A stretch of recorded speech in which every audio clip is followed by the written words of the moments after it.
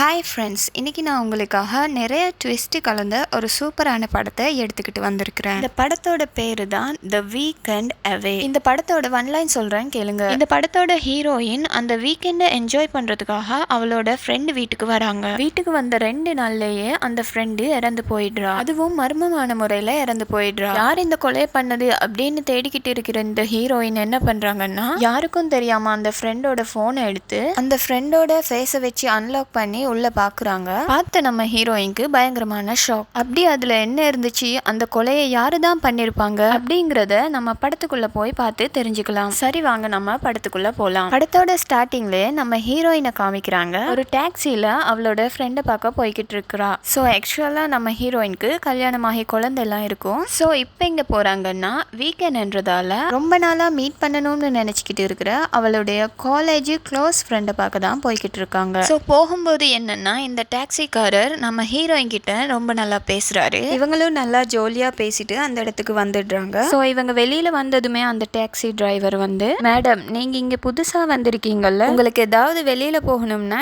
என்ன கான்டாக்ட் பண்ணுங்க, நான் வந்துடுறேன் அப்படின்னு சொல்லிட்டு அவனுடைய கார்டெல்லாம் கொடுக்குறாங்க. ஸோ சரின்னு சொல்லிட்டு நம்ம ஹீரோயினும் வாங்கி வச்சுக்கிறாங்க. இந்த டைம்ல ஹீரோயினுடைய ஃப்ரெண்டு பாத்தீங்கன்னா அந்த ரெசார்ட்டை விட்டு வெளியில வந்து, ஹே வந்துட்டியா, உனக்காக தான் வெயிட் பண்ணிட்டு இருந்தேன், எவ்வளோ நாளாச்சு உன்னை பார்த்து, பாரு எவ்வளோ ஸ்டைலா மாறிட்ட அப்படின்னு சொல்லிட்டு பாசமா ஹக் பண்ணிக்கிறாங்க. ஸோ ஹீரோயினுக்கு ரொம்ப சந்தோஷம் அவளுடைய ஃப்ரெண்டை பார்த்ததுனால. அதுக்கப்புறம் இவங்க ரெசார்ட்குள்ள போறாங்க. அப்போ அந்த ஃப்ரெண்டு சொல்றா, உனக்காக தான், நீ என்ஜாய் பண்றதுக்காக தான் நான் இந்த ரெசார்ட்டையே புக் பண்ணிருக்கிறேன். அது போக இன்னொன்னு தெரியுமா, எனக்கும் என் ஹஸ்பண்டுக்கும் டிவோர்ஸ் ஆயிடுச்சுல, இருந்தாலும் அவனுடைய கிரெடிட் கார்டை நான் தான் வச்சிருக்கிறேன், அவனுக்கு தெரியாம யூஸ் பண்ணிக்கிட்டு இருக்கிறேன் அப்படின்னு சொல்ல நம்ம ஹீரோயினுக்கு கொஞ்சம் கஷ்டமாயிருக்குது. சாரி, என்ன மன்னிச்சிடு, நீ டிவோர்ஸ் ஆகினப்ப கூட என்னால வர முடியல அப்படின்னு சொல்லிட்டு ஹீரோயின் ஃப்ரெண்டுக்காக வாங்கிட்டு வந்த ஒரு செயினை கிஃப்டா கொடுக்குறாங்க. அதுலயும் சில பார்ட்ஸ் வந்து பிஞ்சிருக்குது போல. ஐயோ என்ன மன்னிச்சிடு, இது எப்படியோ டேமேஜ் ஆயிடுச்சுன்னு பொழுது இது பாக்குறதுக்கு சூப்பரா இருக்குது, எனக்கும் ரொம்ப பிடிச்சிருக்குது அப்படின்னு சொல்லிட்டு அந்த ஃப்ரெண்டு வாங்கிக்கிறா. ஸோ அதுக்கப்புறம் கொஞ்ச நேரம் ஆகுது,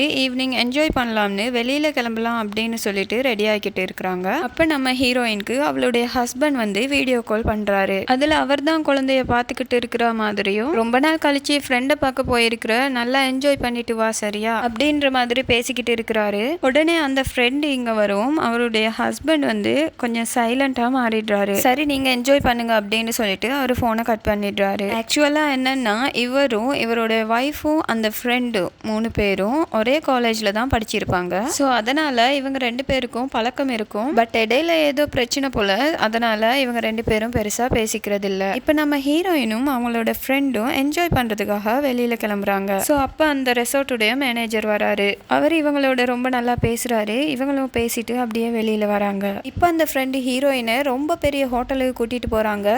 ஏன்னா கிரெடிட் கார்டில் இருக்கிற காசெல்லாம் காலி பண்ணணுன்றதுக்காக.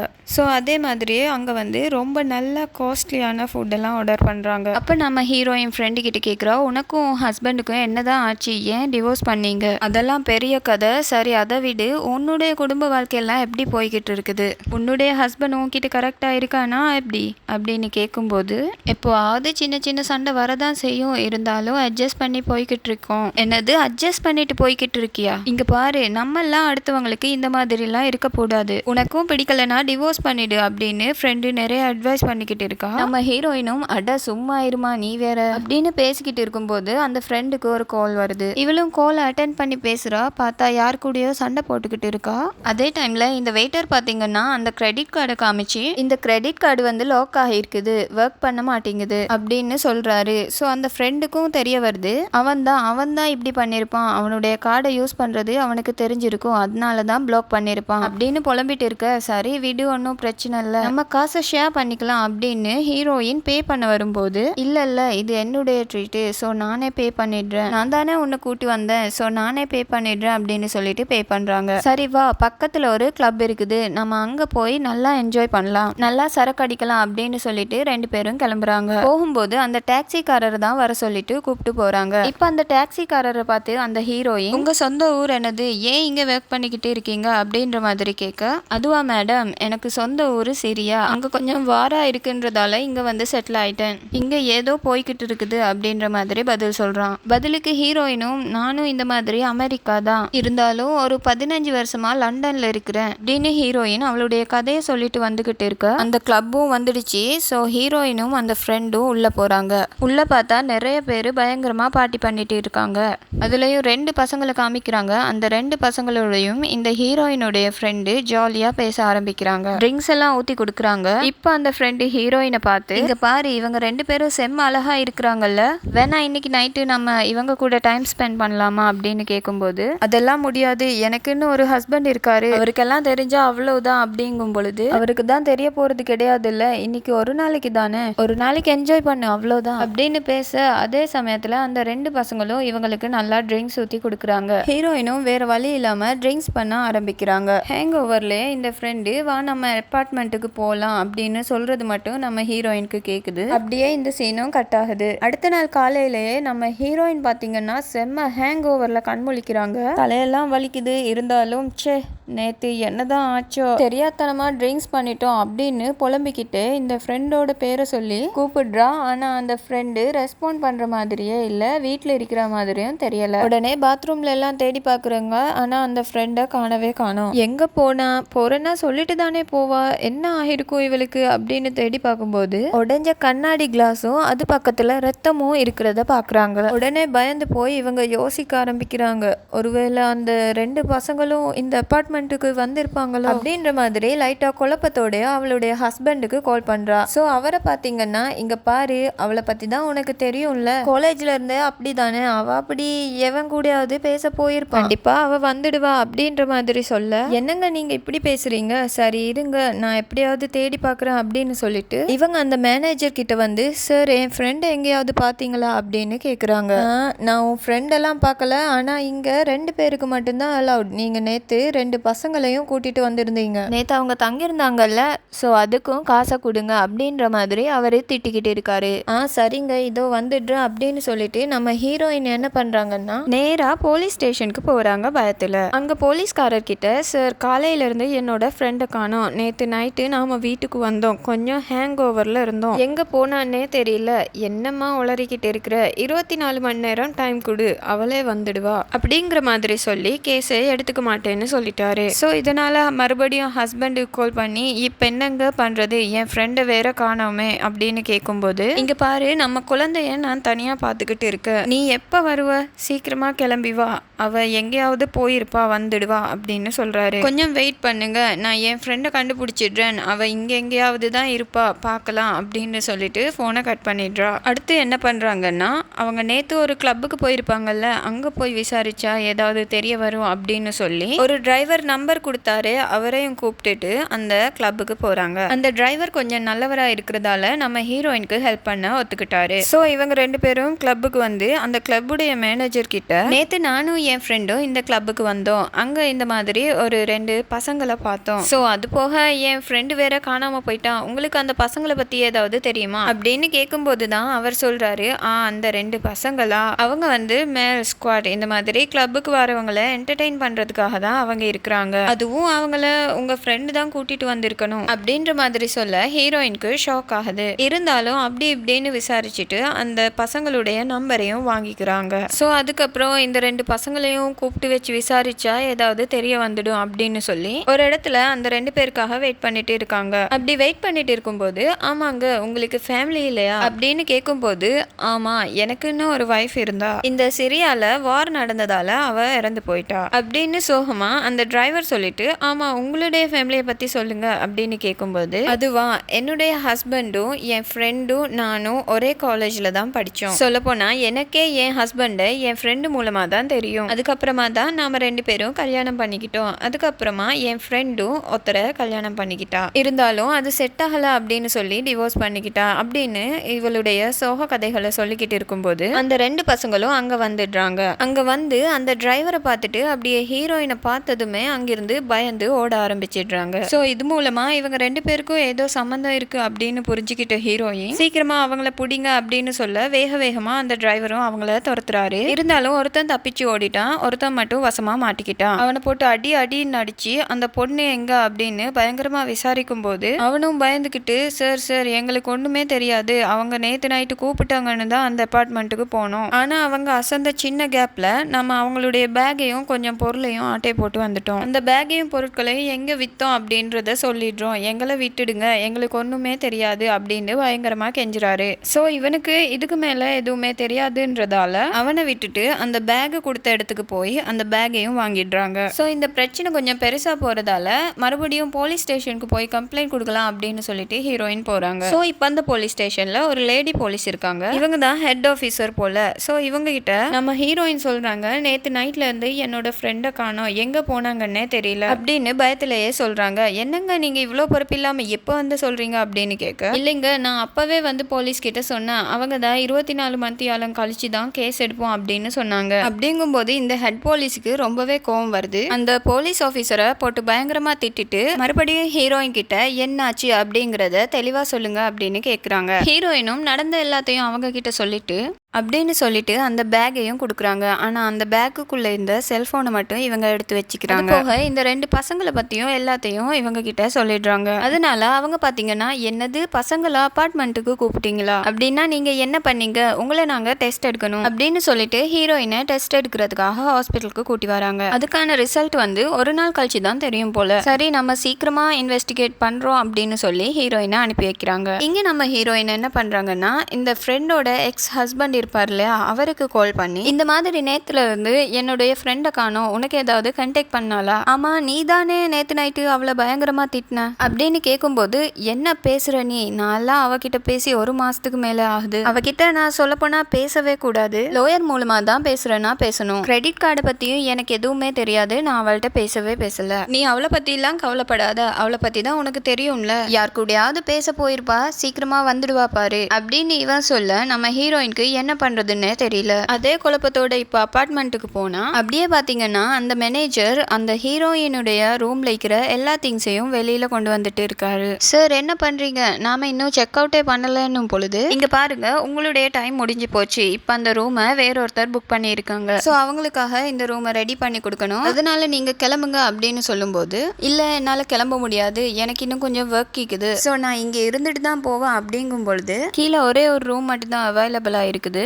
அதுவும் என்னுடைய ரூம் பக்கத்துல தான், சோ நீங்க அங்க வேணும்னா தங்கிக்கோங்க, வாடகை வந்து கொடுத்துடுங்க அப்படின்னு சொல்லிட்டு கீழே ஒரு ரூமை பாத்தீங்கன்னா நம்ம ஹீரோயின்காக கொடுத்துட்டு போறான். அதாவது இவனுடைய ரூமுக்கு கொஞ்சம் பக்கத்துல. ஹீரோயினும் வேற வழி இல்லாம அங்க தங்குறாங்க. சோ கட் பண்ணா நைட் ஆகுது. நம்ம ஹீரோயின் வந்து அந்த ஃப்ரெண்டுடைய போனை எடுத்துட்டு வந்திருப்பாங்க இல்லையா, ஓபன் பண்ணலான்னு பாக்குறாங்க. ஆனா அதுல பாஸ்வேர்ட் போட்டு இருக்குது. சரி ஓகே இப்ப என்ன பண்ணலாம் அப்படின்னு நினைச்சுக்கிட்டு இருக்கும்போது, இவங்களுடைய ரூமுக்கு பக்கத்துல தானே அந்த மேனேஜருடைய ரூம் இருக்கும், அங்க இருந்து ஏதோ வித்தியாசமான சவுண்ட் வர மாதிரி இருக்குது. சோ அப்படியே எந்திரிச்சு வெளியே வரா, பார்த்தா அங்க ஒரு சீக்ரெட் ரூம் மாதிரி ஒண்ணு இருக்குது. என்ன ரூமா இருக்கும் இது அப்படின்னு சொல்லிட்டு நைஸா எட்டி பாக்குறா. டக்குன்னு பாத்தீங்கன்னா பின்னாடி, மேடம் என்ன பண்ணிட்டு இருக்கீங்க அப்படின்னு ஒரு வாய்ஸ். யாருன்னு பார்த்தா நம்ம மேனேஜர் தான். இல்லங்க ஏதோ சவுண்ட் கேட்டுச்சு, அதனாலதான் நான் இந்த இடத்துக்கு வந்தேன் அப்படிங்கும் பொழுது, அதுவா எனக்கு மியூசிக்ல எல்லாம் ரொம்பவே இன்ட்ரெஸ்ட் அதிகம், அதனால நான் ஏதாவது வாசிச்சுட்டு இருந்திருப்பேன், ஆமா நீங்க ஃப்ரீயா இருக்கிறீங்கன்னா நம்ம டின்னர் வேணா போலாமா அப்படின்னு நைஸா கூப்பிடுறான். இருந்தாலும் நம்ம ஹீரோயின் இல்ல எனக்கு வேலை இருக்கு அப்படின்னு சொல்லிட்டு வேகமா வெளியில வந்துடுறாங்க. வெளியில வந்து இந்த டாக்ஸி டிரைவருக்கு தான் கால் பண்றாங்க. ஏன்னா இங்க நம்ம ஹீரோயினுக்கு இருக்கிற ஒரே ஒரு ஃப்ரெண்டு அவங்க மட்டும்தான். அவர் வராரு. அந்த டைம் பார்த்து அங்க ஹீரோயினுடைய ஹஸ்பண்டும் வராரு. சோ அவரு டிராவல் பண்ணி வந்திருக்காரு போல ஹீரோயினுக்கு தெரியாம. சோ ஹீரோயின் அவரை பார்த்து ஷாக் ஆகுறாங்க. என்னங்க நீங்க வந்துட்டீங்க அப்படின்னா நம்ம குழந்தை அப்படின்னு கேட்கும்போது, குழந்தைய பேபி சீட்டர் பார்த்துட்டு இருப்பாங்க. ஆமா இது யாரு அப்படின்னு இந்த டிரைவரை பார்த்து கேட்கும்போது, இவர் தான் எனக்கு இங்க ஹெல்ப் பண்ணிக்கிட்டு இருக்காரு அப்படின்னு நிறைய சொல்லி இன்ட்ரோ பண்ணி வைக்கிறாங்க. அதுக்கப்புறமா அந்த டிரைவரும் அங்கிருந்து கிளம்புறாரு. அதுக்கப்புறமா தான் ஹீரோயினுடைய ஹஸ்பண்ட் சொல்றாரு, இந்த மாதிரி நீ ஒரு பெரிய குழப்பத்துல இருக்கல, அதனாலதான் நான் உன்னை வீட்டுக்கு கூட்டிட்டு போலான்னு வந்தேன், சோ வா நம்ம வீட்டுக்கு போலாம், உன் ஃப்ரெண்டு கிடைச்சாலா இல்லையா அப்படின்னு கேட்கும்போது, இல்லங்க அவ இன்னும் கிடைக்கல, எங்க போனான்னே தெரியல அப்படின்னு இவளும் சோகத்துல பேசிக்கிட்டு இருக்கும்போது அப்போ ஒரு ஃபோன் கால் வருது. யாருன்னா அந்த போலீஸ் தான். அவங்க கால் பண்ணி ஒரு பொண்ணு பொண்ணுடைய டெட் பாடி வந்து ஒரு ரிவர்ல கிடைச்சிச்சு, சீக்கிரமா வந்து கன்ஃபார்ம் பண்ணுங்க இது உங்களுடைய ஃப்ரெண்டான்னு சொல்லிட்டு. இதை கேட்ட ஹீரோயினும் ரொம்பவே ஃபீல் பண்ணி வேகமா அழுதுகிட்டு ஹாஸ்பிட்டலுக்கு போய் பார்த்தா அது ஹீரோயினோட ஃப்ரெண்டு தான். ரொம்ப ரொம்ப ஃபீல் பண்ணி அழ ஆரம்பிக்கிறாங்க.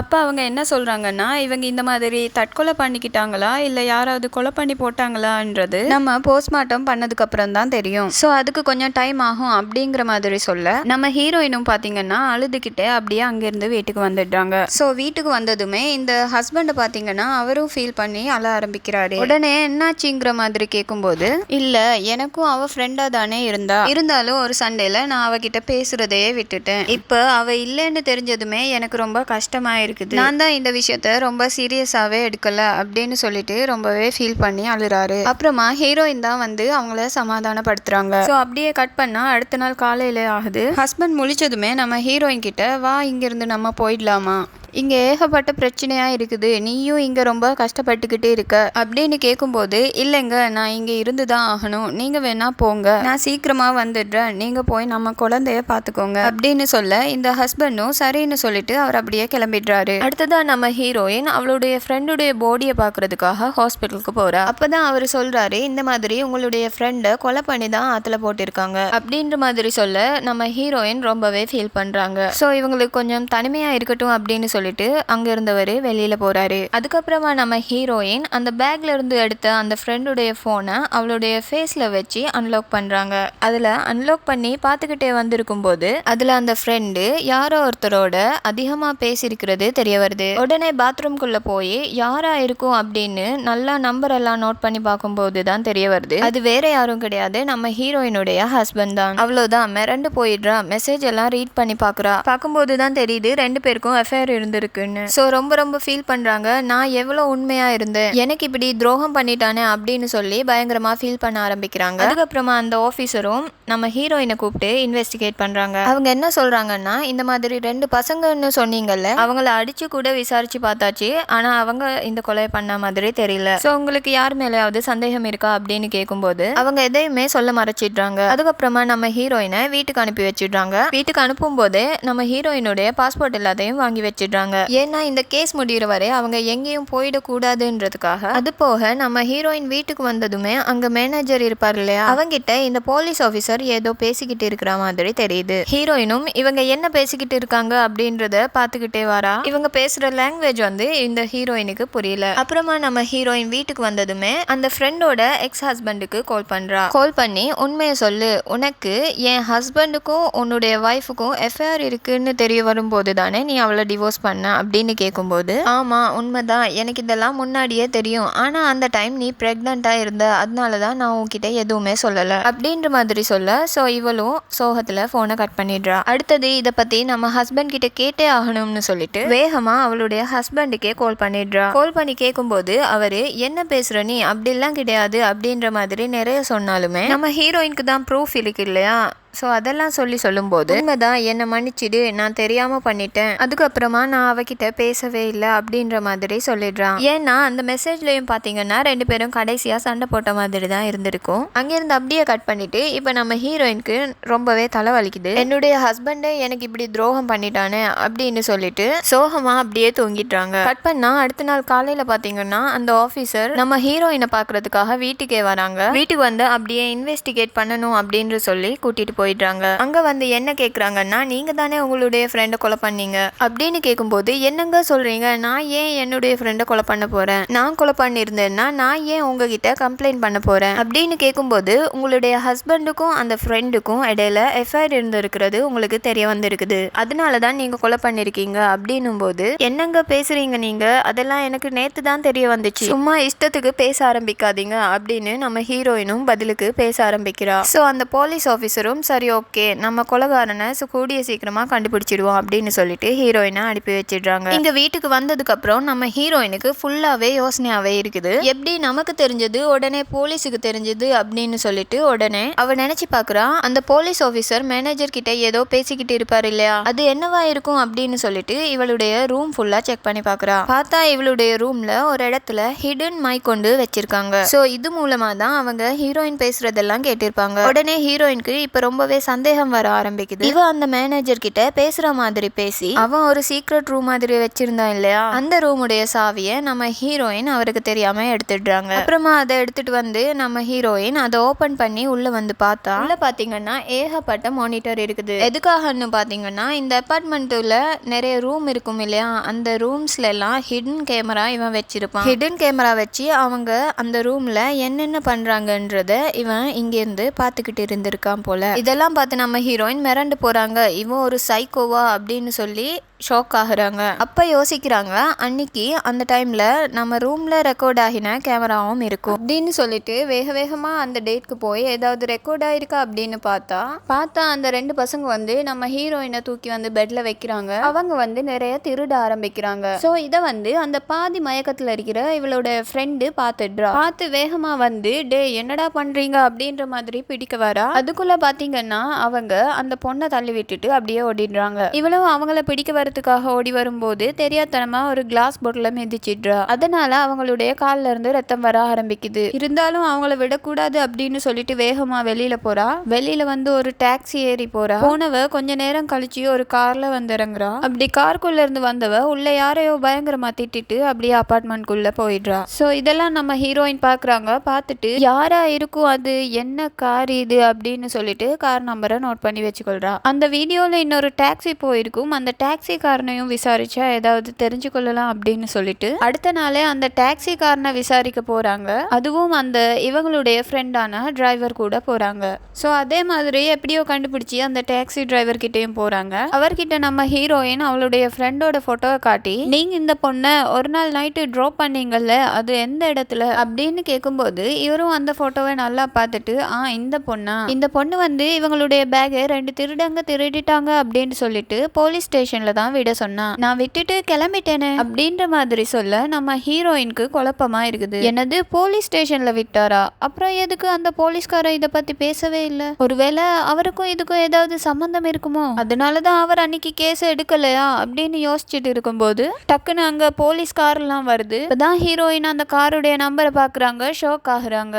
ஏன்னா அந்த சிசிடிவில அவளுடைய ஃப்ரெண்ட ஒரு கார் டிராப் பண்ணிருக்கும்ல, அந்த கார் நம்பர் தான் இது. சோ இது அந்த போலீஸ்காரன் தான் அப்படிங்கிறது நம்ம ஹீரோயினுக்கு நல்லாவே தெரிய வந்துடுது. சோ அந்த போலீஸ்காரனும் வெளியே வந்து மரியாதையா நில்லு, நான் உங்களை அரெஸ்ட் பண்றோம் அப்படின்னு சொல்ல 2 பேரும் ஓட ஆரம்பிக்கிறாங்க. மாட்டினா கண்டிப்பா போய் கேஸ போட்டுடுவாங்கன்னு அவங்களுக்கு நல்லாவே தெரியும். அதனால எப்படியோ தப்பிச்சு ஓடுறா. கொஞ்ச தூரம் ஓடினதுக்கு அப்புறம் அந்த டிரைவர் சொல்றாரு, நீ அந்த சைடு வழியா போ, நான் இந்த சைடு வழியா போறேன், திசை திருப்பலாம் அப்படின்னு சொல்ல சரின்னு சொல்லிட்டு வேகமா இந்த சைடு வழியா ஓடுறாங்க. ஆனா தெரியாதனமா அந்த போலீஸ்காரர் கிட்ட வசமா மாட்டிக்கிறாங்க. அவ்வளவுதான். அவனும் எங்க ஓடுற, நீ உன்னை விசாரிக்கணும் அப்படின்னு சொல்ல, எனக்கு தெரியும் நீ தான் என்னுடைய ஃப்ரெண்டை கொலை பண்ணிருக்க, அன்னைக்கு நீ தான் என்னுடைய ஃப்ரெண்டை வந்து ட்ராப் பண்ணிருக்க அப்படின்னா நீ தானே கொலை பண்ணிருக்கணும், என்ன உளர்ற நீ, நான் உன்னுடைய ஃப்ரெண்டை கொலை பண்ணனா, அன்னைக்கு அவ குடிச்சிருந்தா அதனாலதான் கேஸ் எடுக்க மாட்டேன்னு சொல்லி வந்து ட்ராப் பண்ணி விட்டேன் அப்படின்னு பேசிட்டு இருக்கும்போது தூரத்துல பாத்தீங்கன்னா அந்த போலீஸ் ஆபீசர் வந்துடுறாங்க. சோ அவங்க வந்து கையை தூக்கு எங்க ஓட பாக்குற அப்படின்னு சொல்லும்போது இந்த போலீஸ்காரரும் பாத்தீங்கன்னா லைட்டா அப்படியே பின்னாடி வர பாக்குறாரு. ஆனா தெரியாதனமா ஒரு கல்லுல மிதிச்சு இந்த இடத்துல இருந்து அப்படியே வலிக்கி கீழே விழுந்துடுறாரு. இதனால அவர் அந்த இடத்துலயே இறந்து போயிடுறாரு. சோ அப்படியே அடுத்து நம்ம ஹீரோயினை கூட்டிட்டு போறாங்க. அப்பதான் நம்ம ஹெட் அந்த ஹீரோயின் கிட்ட சிசிடிவி எல்லாம் காமிச்சு, இந்த மாதிரி நாங்களும் பார்த்தோம், இந்த போலீஸ் ஆபீசருக்கும் உன்னுடைய ஃப்ரெண்டுக்கும் ஏதோ சம்பந்தம் இருந்திருக்குது, அது போக உன்னுடைய ஃப்ரெண்டை கண்டுபிடிச்ச இடத்துல ஒரு சிசிடிவி இருந்துச்சு, அதையும் நாங்க செக் பண்ணி பார்க்கும்போது யாரோ ஒருத்தர் தான் உன்னுடைய ஃப்ரெண்டா அடிச்சு தள்ளி விட்டு இருக்காங்க. இந்த வீடியோல இருக்கிறவரும் இந்த போலீஸ் ஆபீசரும் கிட்டத்தட்ட ஒரே மாதிரி தான் தெரியுது. ஃபேஸ் தெரியல, ஆனா இருந்தாலும் பாடி ஒரே மாதிரி இருக்கிறதுனால இந்த போலீஸ் ஆபீசர் தான் கொலை பண்ணிருப்பாரு போல அப்படின்ற மாதிரி சொல்லிட்டு இந்த கேஸ் வந்து முடிஞ்சிருச்சு அப்படின்னு சொல்றாங்க. இப்ப நம்ம ஹீரோயினுக்கும் கொஞ்சம் நிம்மதியா இருக்குது. ஆனா ஏன் இந்த போலீஸ்காரன் அவளை கொலை பண்ணிருக்கணும் அப்படின்றது மட்டும் இவளுக்கு புரியல. எல்லாம் முடிஞ்சதுக்கு அப்புறம் அங்க இருந்து ஹீரோயின் கிளம்பி அவளுடைய சொந்த ஊருக்கு வந்துடுறா. ஆனா இவளுடைய ஹஸ்பண்டுக்கும் அந்த ஃப்ரெண்டுக்கும் இடையில எஃப்ஐஆர் இருக்கிறது தெரிய வந்ததுனால இவ டிவோர்ஸுக்கு அப்ளை பண்ணிருப்பா. சோ எல்லா திங்ஸையும் பேக் பண்ணிட்டு அப்படி அங்கிருந்து கிளம்பலான்னும் போது கார் சாவி எங்க இருக்குது அப்படின்னு அவன்கிட்ட கேட்கும்போது அதுவா அது என்னுடைய கோட்ல இருக்கும் பாரு அப்படின்னு சொல்ல ஹீரோயினும் பாத்தீங்கன்னா அந்த சாவி எடுக்கிறதுக்காக கைய விடுறாங்க. அந்த சமயத்துல உள்ள ஒரு பாசி இருக்கிறத நம்ம ஹீரோயின் பாக்குறாங்க. அவ்வளவுதான் மிரண்டு போறாங்க. ஏன்னா இந்த பாசி மாலைய அந்த ஹீரோயின் தான் ஃப்ரெண்டுக்கு கிஃப்ட் பண்ணியிருப்பா. அப்படின்னா ஒருவேளை இந்த கொலையை நம்ம ஹஸ்பண்ட் பண்ணிருப்பாரா அப்படின்னு ரொம்பவே பயந்து போயிடுறாங்க. அதனால என்ன பண்றாங்கன்னா ரெஸ்ட் ரூம் போயிட்டு அந்த ஹெட் ஆஃபீஸருக்கு கால் பண்ணி இங்க பாருங்க மேடம், என்னுடைய ஹஸ்பண்ட் பாக்கெட்ல இந்த மாதிரி ஒரு பாசி இருந்துச்சு, நான் என்னுடைய ஃப்ரெண்டுக்கு கிஃப்ட் பண்ணது. சாகிறதுக்கு முன்னாடி வரைக்குமே என்னுடைய ஹஸ்பண்ட் அவளை மீட் பண்ணது கிடையாது. ஆனா எப்படி அது இங்க வந்துச்சுன்னு தெரியல, ஒருவேளை அவர் கொலை பண்ணிருப்பாருன்னு நான் நினைக்கிறேன் அப்படின்ற மாதிரி பயந்து அழுந்துகிட்டே சொல்ல இதை வெளியில இருக்கிற அந்த ஹஸ்பண்டும் கேட்டுடுறான். உடனே ஹஸ்பண்ட் ஹீரோயினை கூப்பிட்டு நீ கொஞ்சம் வெளியில வாயே, உன்கிட்ட பேசணும் அப்படின்னு சொல்ல ஹீரோயினும் பயத்துல வெளியில வராங்க. சோ ஒரு டேபிள் உட்கார்ந்து பேச ஆரம்பிக்கிறாங்க. இங்க பாரு, உனக்கு என்ன பிரச்சனை அப்படின்னு கேட்கும்போது இல்ல நீ தானே என்னோட ஃப்ரெண்டை கொலை பண்ண, உண்மையை சொல்லு அப்படின்னு கேட்க ஆமா நான் தான் பண்ணேன், ஆனா அது தெரியாம நடந்துச்சு. ஏன்னா நீ வீக்கெண்டை என்ஜாய் பண்றதுக்காக உன்னுடைய ஃப்ரெண்டை பார்க்க போன இல்லையா, சோ இதனால எனக்கு என்ன பயம்னா எங்க 2 பேருடைய எஃபேரை அவ உன்கிட்ட சொல்லிடுவாளோன்னு பயந்தேன். அதனால என்ன பண்ணேன்னா அன்னைக்கு நைட்டு நான் அவளை மீட் பண்ண வந்தேன். ஆனா அவ அன்னைக்கு என்கிட்ட ரொம்ப ரூடா பேசினா. அன்னைக்கு நடந்த சண்டையில தான் அந்த செயின் அறுந்து போய் என் கோட்ல விழுந்திருக்கும்னு நினைக்கிறேன். அது போக நான் போகும்போது அவளை கன்னத்துல அடிச்சிட்டு போனேன். ஆனா அவ தெரியாதனமா கீழே விழுந்துட்டா. விழும்போது பாறை மேலேயே விழுந்துட்டா. சோ எனக்கு என்ன பண்றதுன்னு தெரியல, நான் அப்படியே அங்கிருந்து கிளம்பிட்டேன். இதுதான் நடந்துச்சு, போதுமா? ஆனா நீ இதை வெளியில சொல்ல மாட்டேன்னு நினைக்கிறேன். ஏன்னா நான் ஜெயிலுக்குள்ள போயிட்டேன்னா நம்மளுடைய குழந்தையோட எதிர்காலத்தை நினைச்சுக்கோ அப்படின்ற மாதிரி நிறைய பில்டப் எல்லாம் விட்டுட்டு பேசிட்டு இருக்க நம்ம ஹீரோயின் இப்ப ஒரு ட்விஸ்ட் கொடுக்குறாங்க. என்னன்னா நம்ம ஹீரோயின் அந்த போன் காலை கட் பண்ணவே இல்லை. இதெல்லாம் அந்த போலீஸ் ஹெட்டும் கேட்டுட்டு இருப்பாங்க. அவ்வளவுதான். இதை தெரிஞ்ச ஹஸ்பண்ட் பயங்கரமா மிரண்டு போயிடுறாரு. இந்த ஹெட்டும் இன்னும் கொஞ்ச நேரத்துல உங்க வீட்டுக்கு போலீஸ் வந்துடுவாங்க, நீ கொஞ்சம் தைரியமா இருமா அப்படின்னு சொல்ல இதை கேட்டதுமே அவர் பயங்கர கோவத்துல ஹீரோயினை அட்டாக் பண்ண போக ஆனா ஹீரோயின் அவரை டிஃபெண்ட் பண்ணி ஒரு எத்து விட அவர் அப்படியே கத்தி கலங்கி போயிடுறாரு. ஹீரோயின் அவங்களுடைய குழந்தைய மட்டும் எடுத்துட்டு அப்படியே மாசா வெளியில வராங்க. அதோட இந்த படத்தையும் முடிக்கிறாங்க. உங்களுக்கு இந்த படம் பிடிச்சிருந்துச்சுன்னா நம்ம வீடியோ லைக் பண்ணி நம்ம சேனலை சப்ஸ்கிரைப் பண்ணுங்க. பாய் பாய்.